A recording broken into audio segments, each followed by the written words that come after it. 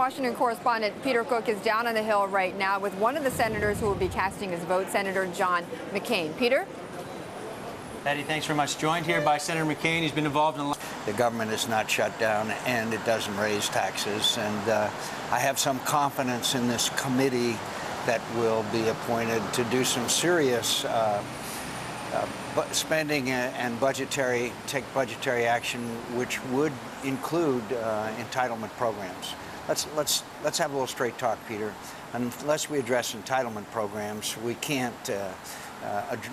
really fix our fiscal difficulties. Not everyone has as much confidence in this super committee as you do, and the track record in this town for triggers, budget triggers, and enforcement mechanisms, not very good. That's why the balanced budget amendment should be a long-term goal.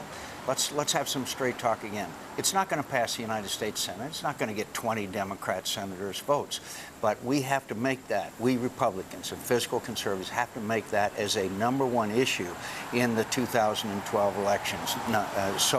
I believe that this committee has unique power in that the only thing I know of that's like it is the BRAC, the Base Closing Commission. It requires an up or down vote.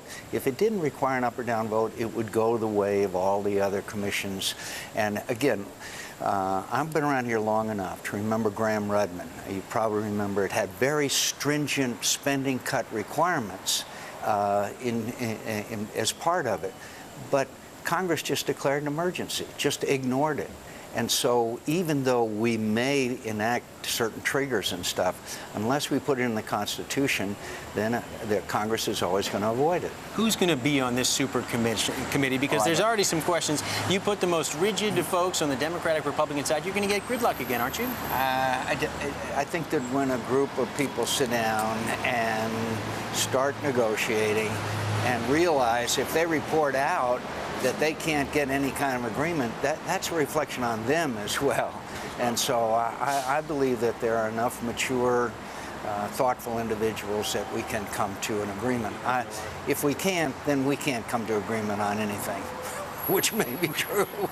We don't want to go down that path. Let me ask you, though, about the issue of taxes, because there's already been a fight between the White House and Eric Cantor, for example, about whether or not tax increases are on the table for this joint committee. From your view, even though you may not favor tax increases, should this panel consider them, and should Republicans at least have it on the table? Well, I think probably everything should be on the table, but I am sure that Republicans are committed to not raising taxes. And I don't think that anybody that really adheres to strong fiscal conservative principles believes that we should raise taxes. But reform of the tax code, absolutely. We all know the tax code has to be reformed.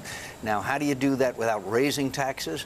Well, you reduce the corporate tax, in my view, from 35 to 25, and then you close loopholes. Now, that's not tax increases, in my view.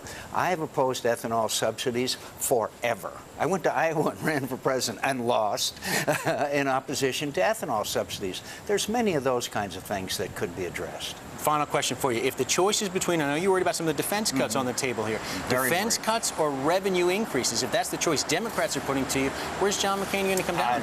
I don't think that's going to be the choice. I wouldn't choose either. So, I don't think it's going to be either or, Peter, but it's a damn good question. All right, Senator John McCain is always good to be with you. Appreciate the time. Betty, we'll send it back to you. That vote happening noon today, and it's going to pass? Yeah. It's going to pass. Peter, thank you very much. And we're going to be back in just a few minutes with David Kelly from JP Morgan Funds to get his reaction to what Senator McCain